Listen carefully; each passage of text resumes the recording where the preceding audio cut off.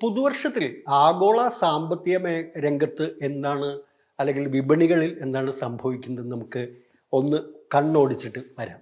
അതായത് ഈ പുതുവർഷം പുലർന്നതിന് ശേഷം നമ്മൾ കണ്ടൊരു പ്രധാനപ്പെട്ട പ്രത്യേകത എന്താണെന്ന് വെച്ചാൽ, ആഗോള വിപണിയിൽ ക്രൂഡ് ഓയിലിൻ്റെ വില ഉയരുന്നൊരു സ്ഥിതിവിശേഷമാണ് കണ്ടത്.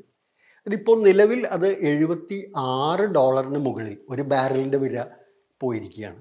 അതായത് 2024 ഡിസംബർ 30, അതായത് 2024 പിന്നിടുമ്പോൾ $72 മാത്രമായിരുന്നു ക്രൂഡിൻ്റെ വില എന്ന് പറയുന്നത്. 2024 വർഷത്തെ നമ്മൾ പൊതുവെ എടുക്കുമ്പോൾ ക്രൂഡ് വില ഏതാണ്ട് 3% കണ്ട് കുറഞ്ഞിരിക്കുകയായിരുന്നു. പക്ഷേ ഈ പുതുവത്സരം പിറന്നതിന് ശേഷം പെട്ടെന്ന് ഒരു വളരെ സ്റ്റെപ്പ് ബൈ സ്റ്റെപ്പായിട്ട് തന്നെ വില ഉയരുന്നൊരു സ്ഥിതിവിശേഷത്തിലേക്ക് കാര്യങ്ങൾ പോവുകയാണ്. അത് നിലവിലിപ്പോൾ അത് $76 മുകളിൽ എത്തിയിരിക്കുകയാണ്. അത് പൊതുവെ 2025 ഡിമാൻഡിൽ ഉയർച്ച ഉണ്ടാകും എന്നുള്ളൊരു പ്രതീക്ഷയാണ് ഇതിൻ്റെ പിന്നിൽ ഉള്ളത് എന്നാണ് അനുമാനിക്കുന്നത്. പ്രത്യേകിച്ച് നമുക്കറിയാം, ചൈനയാണ് ഏറ്റവും കൂടുതൽ ക്രൂഡ് ഓയിൽ ഇറക്കുമതി ചെയ്യുന്ന ഉപയോഗിക്കുന്ന രാജ്യം എന്ന് പറയുന്നത്. അവർ ഇത്തവണ 2025 ഒരു മികച്ച വളർച്ച നേടും എന്നുള്ളൊരു പ്രതീക്ഷയുണ്ട്. 5% വരെ സാമ്പത്തിക വളർച്ച അവർക്കുണ്ടാകുമെന്നുള്ള പ്രതീക്ഷ പുലർത്തുന്നുണ്ട്. അതുപോലെ ചൈനീസ് സർക്കാരും അത്തരത്തിലുള്ള ചില നിഗമനങ്ങളാണ് പുറത്തുവിട്ടിരിക്കുന്നത്. അതുകൊണ്ട് ചൈന കൂടുതൽ ക്രൂഡ് വാങ്ങുന്നതിനുള്ള സാധ്യത മുന്നിൽ കാണുന്നുണ്ട്.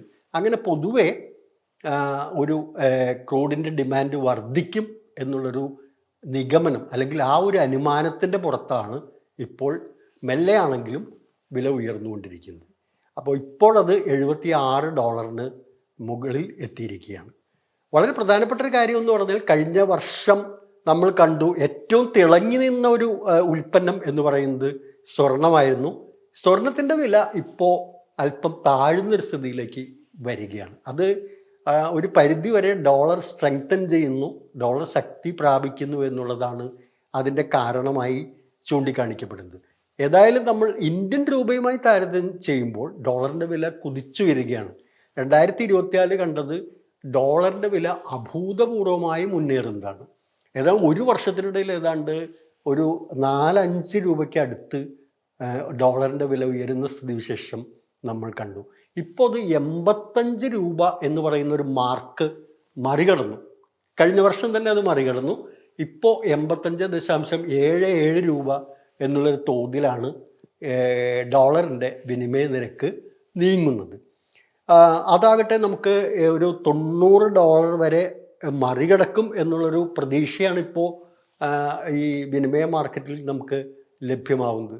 അത്തരത്തിൽ പോകുമ്പോൾ തീർച്ചയായിട്ടും നമ്മൾ ഇന്ത്യൻ ഇക്കോണമിക്ക് അത് ഒരു ഗുരുതരമായിട്ടുള്ളൊരു പ്രതിസന്ധിയിലേക്ക് കാര്യങ്ങൾ നയിക്കും. കാരണം നമ്മുടെ ഇറക്കുമതി കയറ്റുമതിയേക്കാൾ കൂടുതലാണ്. അതുപോലെ തന്നെ ഇറക്കുമതിയെ നമ്മൾ ക്രൂഡിൻ്റെ കാര്യത്തിൽ, മറ്റ് പ്രധാനപ്പെട്ട പല ഉൽപ്പന്നങ്ങളുടെ കാര്യത്തിൽ നമ്മൾ ഇറക്കുമതിയെ, ഭക്ഷ്യ എണ്ണകൾ അടക്കമുള്ള കാര്യങ്ങളിൽ ഇറക്കുമതി ആശ്രയിക്കുന്ന രാജ്യമാണ്. അതുകൊണ്ട് ഡോളറിൻ്റെ വില പിടിവിട്ട് ഉയർന്നു പോകുന്നത് തീർച്ചയായിട്ടും ആശങ്ക ഉണർത്തുന്നൊരു കാര്യമാണ്. അപ്പോൾ ഒരു പുതുവത്സരം ആരംഭിക്കുമ്പോൾ വലിയ മാറ്റങ്ങൾ കണ്ടുകൊണ്ട് ആരംഭിക്കുകയാണ്. സ്വർണത്തിൻ്റെ വില താഴോട്ട് പോകുന്ന സ്ഥിതിവിശേഷം വരുന്നു, ക്രൂഡ് വില മെച്ചപ്പെടുന്നു, അതുപോലെ ഡോളർ വീണ്ടും കരുത്താർജിക്കുന്നു, ഇന്ത്യൻ രൂപ വീണ്ടും ഒരു ശോഷിക്കുന്ന നിലയിലേക്ക് പോകുന്നു.